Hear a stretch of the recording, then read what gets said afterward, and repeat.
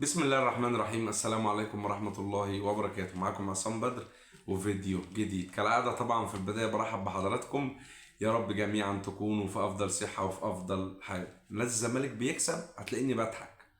نادي الزمالك النهاردة بيفوز على نادي بيراميدز بركلات الترجيح ويصعد للمباراة النهائية بمقابلة النادي الأهلي في نهائي السوبر المصري. طيب، في البداية أنا آسف على العنوان اللي هو مكتوب في الفيديو من بره، بس ده يعني ده اللي بيحصل وده اللي بنشوفه سواء في مباريات الدوري المصري أو في مباريات السوبر المصري، لأن السوبر المصري بتحكيم مصري. المباراتين بتوع النهارده سواء بتوع الأهلي وسيراميكا كانوا حكام مصريين، وبيراميدز ونادي الزمالك بحكام مصريين. طيب خليني اقول لحضرتك ان نادي بيراميدز يعني نادي كبير، خصم كبير مش سهل. هارد لك طبعا نادي بيراميدز، ولكن هو ده نادي الزمالك. انا دايما بحبها صعبة مع الزمالك، دايما بحبها مستحيلة مع الزمالك، ولينا في الكلام ده كله ذكريات قديمة. نرجع لمباراة السوبر الافريقي، كله سخر من ناس الزمالك وفي النهاية الزمالك توج باللقب. برضو كل المحللين اللي في القنوات كلهم قبل يمكن امس واول امس كلهم طلعوا، كله قال لك على الورق بيراميدز اللي هيكسب وهيكسب فرق سكور وهيعمل نتيجة كبيرة على نادي الزمالك وهيعمل ماتش كبير على نادي الزمالك. ولكن خليني اقول لك هي دي روح نادي الزمالك. النهارده لازم في البداية ارحب او ادي الكابتن احمد عبد الرؤوف حقه، لان النهارده عمل مباراة كبيرة. هي بالارقام يعني مباراة رقمية عادية متوسطة، في ظل ان انت ما معكش لعيبة، عشان برضو ما نضحكش على بعض. النهارده الكابتن احمد عبد الرؤوف بيلعب من غير وينجات، بيلعب من غير مهاجمين. النهارده الراجل بيكافح، بس هو بيلعب على قد امكانياته. الراجل معاه 2 3 4 لعيبه، عبد الله السعيد، ناصر ماهر، محمد شحاته، الونش، محمد اسماعيل، دول اللي شايلين الفرقه كلها في الوقت اللي انا بكلمك فيه، في ظل غياب لاعب كبير اسمه خوان بيزيرا اللاعب البرازيلي. ولكن الكابتن احمد عبد الرؤوف مشي مع المباراه باسلوبها، مشي مع المباراه على قد امكانياته. الراجل النهارده تفوق على يوروتيتش المدير الفني لنادي بيراميدز. النهارده برضو خليني اشيد بالكابتن احمد عبد الرؤوف تاني، لاني قفل مفاتيح لعب نادي بيراميدز كلها بالكامل. اخطر لعيبه بيراميدز النهارده كان مقفول عليهم. انا يعني مثلا على سبيل المثال لاعب زي فيستون مايلي، النهارده محمود حمدي الونش يعني ربنا يحفظه كمان وكمان، خد فيستون مايلي ده في جيبه، خد فيستون مايلي حطه في جيبه كده، خلى الونش، خلى مايلي النهارده مفيش خطوره، ما عندوش خطوره سواء ولا تصويب من بره ال 18 ولا تصويب من ال 18. النهارده الونش كان بص ظل فيستون مايلي، فيستون مايلي يروح كده الونش معاه، يروح كده الونش معاه. عندي النهارده الباكين بتوعي عمر جابر وفتوح هما اللي بادئين المباراه، دول ما كانوش بيتقدموا بيعدوا نص الملعب، وده ذكاء من الكابتن احمد عبد الرؤوف. ده ذكاء ليه؟ لان الجزء الامامي اللي الكابتن احمد عبد الرؤوف ابتدى بيه اللي هو ناصر ماهر وعضي الدباغ، الجزء التشكيله الهجوميه اللي الراجل بدا بيها كلها كانت طايره في الامام، كله كان بيهاجم قدام. فالباكين بتوعي قافلين على مين؟ على اخطر 2 لعيبه في بيراميدز، محمد الشيبي ومحمد حمدي زكي. النهارده ما شفناش عرضيات كبيره، يعني ما شفناش عرضيات كتير لمحمد الشيبي داخل منطقه جزاء نادي الزمالك. النهارده ما شفناش محمد حمدي زكي الباك الشمال بتاع نادي بيراميدز، ما شفناهوش عدى دخل جوه منطقه الزمالك كتير، جوه منطقه جزاء الزمالك. ما شفناش خطوره النهارده ولا من فيستون مايلي ولا من اطراف نادي بيراميدز اللي هو الشيبي اللي هو الوينج رايت، الباك رايت معذرة، سواء الشيبي او محمد حمدي. طيب عندي نص الملعب برضو ما كانش بيزيد هجوميا في الشوط الاولاني كتير. ليه؟ انا عندي 2 لعيبة تقال في نص الملعب اللي هو مهند لاشين ووليد الكارتي.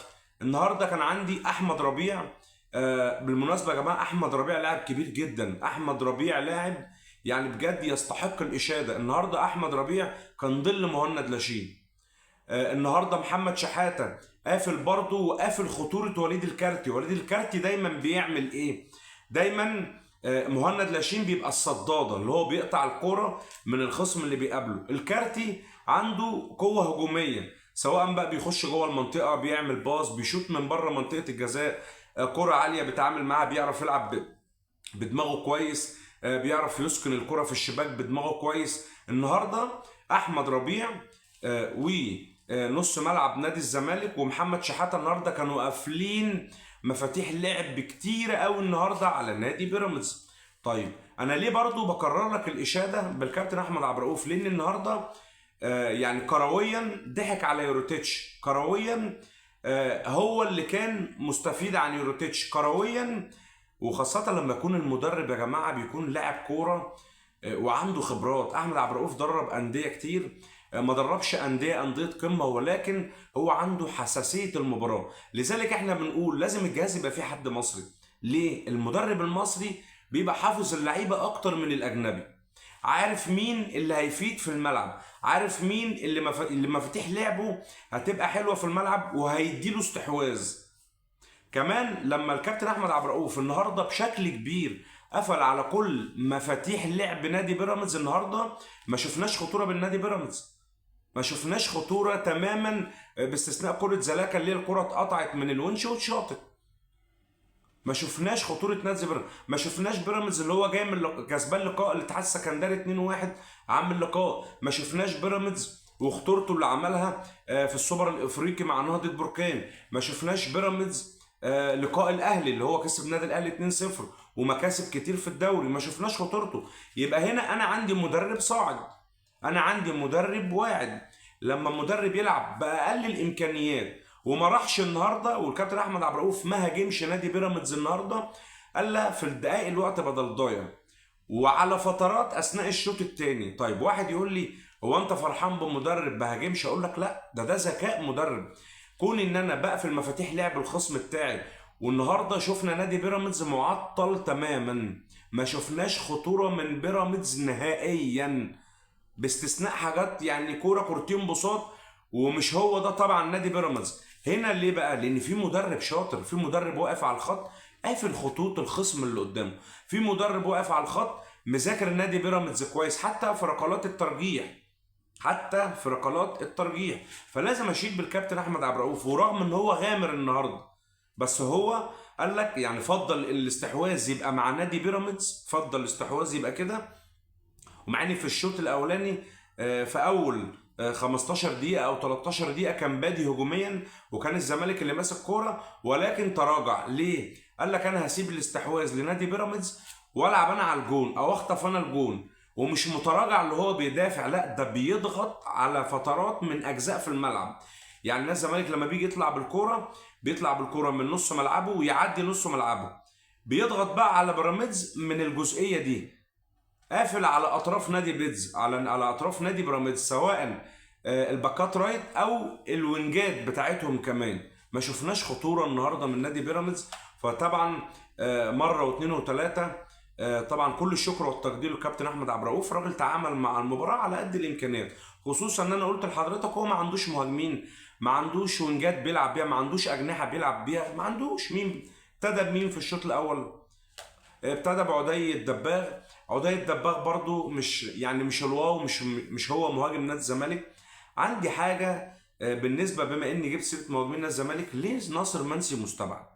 ناصر منسي احتاجناه في السوبر الافريقي، ربنا كرمنا وكسبنا وكان سبب بجونه. الدوري الموسم اللي فات ناصر منسي كان بينزل حتى مع الكابتن ايمن رمادي ومع اي مدرب كان بيقلب لك الماتش وبيجيب لك جول. ليه الظلم؟ احنا ليه بندمر اللاعب نفسيا؟ ناصر منسي الزمالك لما احتاجه في عز محنته كان بيلاقيه، في ظل مشاكل الجزيري اللي كان بيعملها مع المكواجي يانيك فيريرا. الراجل ده كان مكواجه مع كمان، ما كانش مدرب يعني.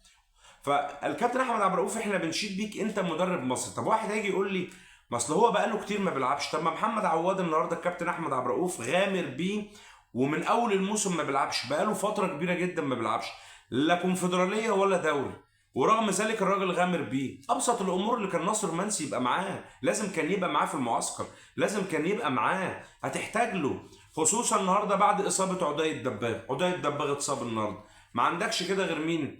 غير الجزيري وعمرو ناصر. وبصراحه يا جماعه عمرو ناصر يعني برضه لسه ما قدمش. انا مش عايز يعني ابقى قاسي على عمرو ناصر، ولكن هو قدامه الكتير، ونادي الزمالك وجمهوره مستنيين من عمرو ناصر اكتر من كده. مش اللي انت بتبقى واقف المهاجم مستني الكوره، لا، احنا بنشوف ناصر منسي بيعمل ايه؟ بينزل يستلم الكوره.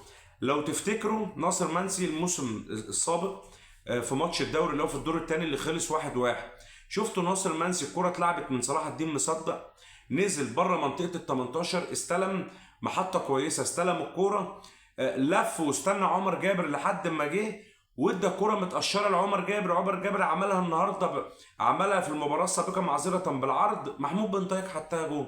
ده المهاجم المحطه، مهاجم شرس جوه الصندوق وبره الصندوق محطه بيعرف يستلم. فانا ليه اخسر مهاجم زي ده؟ انا ليه اخسره؟ ليه يعني ادمر نفسيه اللاعب؟ ما انا بحتاجه وقت ما محتاجه في الشده بلاقيه، يبقى لازم يكون جاهز معايا، وخصوصا هو بيتمرن معايا. طالما بيتمرن يبقى اللاعب جاهز لاي مباراه. حته اللي هو ما بيلعبش، انا ضربت لك بيها مثلا وقلت لك عواد ما بقاله كتير، واحد يجي يقول لي اصل عواد حارس مرمى، اقول لك لا، في نفسيا مع عواد ممكن قاعد من اول الموسم ممكن يكون يعني برضه نفسيا مش احسن حاجه ومش مؤهل. فالنهارده في مكاسب كتيره من المباراه، طبعا ابرزهم الكابتن احمد عبد الرؤوف، اكبر مكسب للناس الزمالك طبعا النهارده. اللاعب، انا احترمت الكابتن احمد عبد الرؤوف لسبب ما معهوش لعيبه، وفي الاخر لعب على قد الامكانيات وقدر بذكائه ان هو يتفوق على يوروتيتش المدير الفني لنادي بيراميدز. فطبعا مكاسب كبيره، وان شاء الله نتمنى كل التوفيق للكابتن احمد عبد الرؤوف في المباراه النهائيه امام النادي الاهلي اللي هي يوم الاحد القادم ان شاء الله الساعه 7:30. ولكن انا مش قلقان من ماتش الاهلي، انا قلقان من مين؟ الحكام، زي ما بقول لحضرتك كده. طيب تعال نتكلم النهارده على الحكام وكوارث الحكام في الماتشين. النهارده ناصر ماهر حكم لقاء الزمالك وبيراميدز كان الكابتن محمد معروف. انا بس ليا سؤال عند رئيس لجنه التحكيم، هو حضرتك مش على درايه باللي بيحصل في الماتشات سواء في الدوري او السوبر المصري؟ ما السوبر المصري اللي بيديره برضه حكام، اللي ادارت الدور ده حكام مصريين. النهائي طبعا عارفين اتحاد الكوره او اتحاد المزاريطه كان اعلن ان النهائي هيبقى حكام اجانب. طيب الحكام النهارده، ابتدي بحكم الزمالك وبيراميدز. ناصر ماهر النهارده من اول الماتش كل ما يمسك كوره يتضرب، حكم يصفر فاول، كل ما يمسك كوره يتعرقل، الحكم يصفر فاول، يجي 5-6 فاولات النهارده، ما فيش فاول فيهم مستاهل ان انت تطلع كارت اصفر. على ابسط الامور الاثنين لعيبه من بيراميدز النهارده ما شفناش. طب شفنا الفار اتدخل؟ لا ما شفناش. طيب فاول احمد ربيع اللي هو لاعب وسط نادي الزمالك اللي هو كان في الشوط الاول، احمد ربيع النهارده واخد الكوره وضامن بيها على منطقه جزاء نادي بيراميدز وداخل بالكوره. النهارده الشيبي معذره محمد حمدي عمل فاول مع احمد ربيع، قصه شايله من على الارض. لك ان تتخيل ان الكوره دي ما تتحسبش فاول؟ ما اتحسبتش. طب الفار فين؟ الفار الناس المحترمين اللي قاعده على الفار فين؟ مش موجودين، شاهد ما شافش حاجه. طيب بلاش يا سيدي فاول احمد ربيع. الشوط الثاني الفاول بتاع عمرو ناصر على حدود منطقه جزاء نادي بيراميدز، كرة ملعوبة من عمر جابر، عمرو ناصر يعني خلاص بيقف يستلم الكرة، اتنين لعيبة بتوع نادي بيراميدز بططوا عمرو ناصر النهارده. الاتنين داخلين في عمرو ناصر، الاتنين لعيبة دخلوا عليه بططوه، ويا راجل ما اتحسبتش فاول. طب فين الناس الاساتذه المحترمه اللي هم بيطبقوا القانون بتوع الفار؟ مفيش حد فيهم نادى على الحكم. تخيل كل الفاولات اللي هي لصالح نادي الزمالك النهارده، الالعاب المؤثره مفيش واحده فيهم تتحسب فاول. طيب سيف فاروق جعفر لما نزل في الشوط الثاني، الكره اللي عملها مع قطه لاعب نادي بيراميدز، في ثانيه حكم الرايه رفع جري عليه محمد معروف حكم اللقاء، قام مدي انذار لمين؟ لسيف فاروق جعفر. نعم ايوه زي ما بقول لك كده، انا جاي يا باشا وهنفذ اللي في دماغي، الخطه جايه هتتنفذ قولا واحدا. واحد بقى يقعد يقول لي اصل مش عارف ايه يا سيدي، انا هقول لك انتوا بتقعدوا تقولوا انتوا عايشين في المظلوميه وانتوا اللي دايما محسسيننا ان انتوا بتتظلموا وانتوا اللي واهمين نفسكم بكده. انا ذكرت لك 4 لعبات النهارده فاولات وانذارات صحيحه، كور سواء بتاعت احمد ربيع ما اتحسبتش فاول، ولا كوره عمرو ناصر اتحسبت فاول اللي هي قص من على الارض وضرب من غير كوره. انت مستني ايه تاني؟ طيب اضحك معايا بقى. كوره الونش اللي هي كان فيها شك ان هي ضربه جزاء، وطبعا الكوره مش ضربه جزاء، الونش لامم ايده ورا ظهره وواقف كويس قوي. لقينا الفار، الناس المحترمين في الفار، اول ما الكوره جت حكم لعيبه نادي الزمالك ابتدت الهجمه، الحكم وقف اللقاء. طبعا الفار بيكلمه قال له ثواني اما اشيك على اللعبه، وشيك على اللعبه. طب انت كنت فين من الفاولات بتاعت ناصر ماهر؟ كنت فين من فاول احمد ربيع؟ كنت فين من فاول عمرو ناصر اللي عملوه كفته وبططوه؟ كنت فين؟ كنت فين من الفاول بتاع شحاته، محمد شحاته، لما وليد الكارتي ضربه في بقه شفاتيره اتعورت ونزلت دم؟ انت متخيل؟ انت كفار ما شيكتش على اللعبه ليه؟ ما رجعتش ليه الحكم ويجي يشوفها؟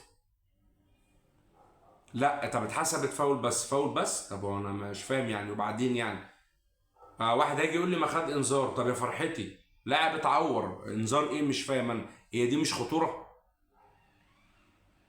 فالحكام بتلعب دور كبير في توجيه البطولات للانديه، شئت ام ابيت. هو ده العدل، هو ده الصح. واحد هيجي يقول لي بقى انتوا بس شيلوا منكم حته المظلوميه، اقول لك اركن على جنب عشان انا جاي لك بالتقيل بقى دلوقتي. طيب ده فيما يخص لقاء نادي الزمالك النهارده. الحمد لله ربنا وفق نادي الزمالك وقدر يعبر اللقاء الاول نادي بيراميدز. طبعا هارد لك لنادي بيراميدز، ولكن في النهايه التوفيق بيروح للي بيجتهد، او التوفيق بيروح للي هو بيحاول. وفي النهايه برضو هو ده نادي الزمالك. انا قلت لك في البدايه انا بحبها صعبه، انا بحبها فيها ازمات. هنا بتظهر او بيظهر نادي الزمالك، او بتظهر شخصيه وقوه نادي الزمالك. فان شاء الله بالتوفيق لنادي الزمالك في يوم الاحد القادم ان شاء الله في المباراه النهائيه امام النادي الاهلي بدون التحكيم. وحط تحت دي 100 خط. طب واحد هيقول لي انت بتقول ليه بدون التحكيم؟ هقول لك تعال. النهارده ماتش الاهلي وسيراميكا كليوباترا، شفنا الماتش، شفنا اللقاء. مين حكم اللقاء؟ الكابتن محمود البنا. المشكله ان الكابتن محمود البنا ده يقال ان هو مأذون شرعي، يعني احيانا بيبقى قاضي بين زوج وزوجته او شخص وزوجته، ايا كان زي ما انت عايز تقول. يعني المفروض ان انت في ملعب المباراه ما بتبصش لالوان. يعني ايه ما بتبصش لالوان؟ لا احمر ولا ابيض، ولا ابيض ولا احمر، ولو ان انا شايف ان نادي الزمالك اللي محطوط عليه. بس انا هنا بكلمك بمنطق العدل، بقول لك ما تبصش لالوان. النهارده الكابتن محمود البنا غير امين لاسناد اي مباراه ليه. ليه بقى؟ لان الراجل ده ما بيحكمش بما يرضي الله. انا مش هكلمك في الماتش، مش هقول لك حالات في الماتش، انا اقول لك هي حاجه وحيده في اخر الوقت الضايع في مباراه الاهلي وسيراميكا. النهارده كان في كوره جدليه فيها شك ان هي كوره، لعبتين فيهم لعبه فيهم شك ان فيها ضربه جزاء، هما الفرصتين في لعبه واحده او الفرصتين في هجمه واحده. النهارده في كوره جت في ايد ياسين مرعي، وفي كوره جت في ايد كوكا على ما اعتقد لاعب النادي الاهلي. سؤال واحد، لو واحده فيهم يا سيدي الكوره خارجه من رجل لاعب النادي الاهلي وجت في ايده ما تتحسبش. طب الكوره الثانيه، في لعبه فيهم لابد ان تكون ضربه جزاء. طب الكوره الثانيه، طيب هنا الحكم حكم بما يرضي الله؟ لا. طب الفار، ما هو الفار ده دور. ما بص يا جماعه، لما يكون التعريض على المكشوف، اما يكون عينك التعريض على المكشوف، هو يا جماعه هو ما ينفعش النادي الاهلي يخسر؟ سؤال واحد بس، هو لازم النادي الاهلي يكسب؟ هو لازم قرعه بتتعمل بيجامل فيها النادي الاهلي ان هو بيلاعب سيراميكا والزمالك بيلاعب بيراميدز؟ طيب عديناه. التحكيم نفسه هو لازم النادي الاهلي يكسب؟ هو يا جماعه يعني ليه اللي يستحق ان هو يوصل ما يوصلش؟ انا هنا مش دفاعا عن سيراميكا ولا هجوما على النادي الاهلي، ولكن انا بنتقد وبشده حكم اللقاء، لانك انت ما كنتش عادل النهارده. انت النهارده ما كنتش عادل. طيب فين حكم الفار؟ التعريض لما يبقى على المكشوف وفي فار، يبقى هنا في رساله بيوجهوها للحكام ان احنا اللي في دماغنا هنعمله. هنا يبقى سؤال واحد يا جماعه، نلغي الكوره. ليه نلغي الكوره؟ مش معقوله نادي واحد هو اللي هيستفاد سواء في الدوري او في السوبر. اسمعوا بقى اللي بقول لكم عليه. طب الوقت الضايع النهارده ادى 7 دقايق وقت بدل ضايع. الوقت فضل شغال على ما اعتقد للدقيقه الثامنه والدقيقه التاسعه. ليه؟ قال لك اصل اللعب وقف. طب وماتش الزمالك وبيراميدز؟ انا قلت لك قطه اتعادل مرتين. هنا هتيجي يقول لك اصل ماليش دعوه، انا مثلا انا كحكم انا بطبق العدل. طب والحكم اللي هو كل الحكام قدام الزمالك ما بتطبقش العدل وقدام الاهلي بتطبق العدل؟ النهارده ضربه جزاء صحيح بصرف النظر عن مين يكسب مين يخسر مين يوصل مين ما يوصلش، ضربه جزاء صحيحه مليون في المية. ليه واحده فيهم ما تتحسبش؟ ليه؟ وبعدين يرجع يقول لك ايه؟ انتوا كده اصل انتوا حاطين النادي الاهلي في دماغكم، اصل انتوا مش عارف ايه. طب اللي بيحصل حضرتك من الحكام ده ايه؟ التعريض اللي بيحصل ده انا عايز افهم اللي بيحصل ده ايه؟ هيجي واحد يقول لك اصل انا ماليش دعوه، انا مالي، مش الحكم اللي حسب. واحد مثلا يقول لك انا كاهلي ماليش دعوه، انا مالي. معذره انا يا جماعه النور قطع بس. ما انتوا عارفين بقى مصر بيحصل فيها كل حاجه. فنرجع لموضوعنا. لا التحكيم لا يعني صعب جدا، تحكيم قاسي على ال 21 او ال 20 فريق بتاع الدوري الممتاز السنه دي ونادي واحد اللي بيتجامل. فطبعا هنعمل ايه؟ عمر مصر ما هتتقدم في كرة القدم، عمر مصر ما هترجع لتصنيف كبير تاني سواء أندية أو منتخبات. أندية أو منتخبات. ليه؟ طول ما المجاملات في كل حاجة مش هتشوف كرة حلوة، مش هتشوف التصنيف الدوري المصري ده في المقدمة تاني، مش هتقابل الكلام ده. لأن من قديم الأزل، من قديم الأزل والمجاملات شغالة. ولكن الأغرب والأصعب المجاملات شغالة في وسط يعني ما يكون في فار. يعني أنت متخيل ملايين بتتفرج على الماتش وضربة جزاء ما تتحسبش؟ ملايين. يعني أنت الحكم مش في دماغك الملايين دي كلها؟ انتوا عارفين النهارده الكابتن محمود البنا فكرني بايه؟ بفيلم ابراهيم الابيض لما كان في خناقه مع احمد السقا وطلع محمود عبد العزيز بالبندقيه وضرب نار وقال لك حد ليه شوق في حاجه. النهارده عمل كده الكابتن البنا محمود البنا حكم لقاء الاهلي وسيراميكا وسط اعين ملايين الجماهير وبيقول لهم حد ليه شوق في حاجه، هو التحكيم كده وانا هفضل كده. نادي واحد اللي بيجامل. فطبعا امور ما يعني ما نتمناهاش في كرة القدم، ولكن هتفضل طول مدى الحياة تشوف الاخطاء دي، هتفضل مدى الحياة تشوف نادي واحد هو اللي بيتجامل، هتفضل مدى الحياة تشوف نادي واحد هو اللي بيستفيد من التحكيم على مرأى ومسمع الجميع، على كل الناس. هتيجي تكلم حد يقول لك اصل الكرة خارجة من رجله. طب خلاص يا سيدي، والكرة اللي جت في ايده، الكرة التانية اللي هي بتاعت كوكا على ما اعتقد. فلا، في حاجات كتير، في حاجات كتير في التحكيم، حاجات كتير قوي. ولما يكون نادي واحد هو اللي بيستفيد دي بلوى ودي كارثه. فعشان كده بقول لك عمر مصر ما هتتقدم في الكوره، عمرك ما هتشوف كوره حلوه، عمرك ما هتشوف الدوري المصري ده اعاد في تصنيفه من جديد. سواء فرق ومنتخبات مش هتلاقي كوره حلوه نهائيا. فنتمنى ان شاء الله التغيير لصالح الكره المصريه. اختم معاك باخر حاجه وهي تصريحات الكابتن علي ماهر. كابتن علي ماهر طلع في المؤتمر الصحفي بعد المباراة واتكلم وقال لك انا في حاجات خايفة اتكلم فيها عشان ما توقفش وانا وقعد يقول تصريحات كتير. طيب تخيل ان الكابتن علي ماهر النهارده لو مش بيلاعب الاهلي بيلاعب الزمالك ولقى فيه الاخطاء والاعتراضات اللي هي على التحكيم دي، كان هيسكت؟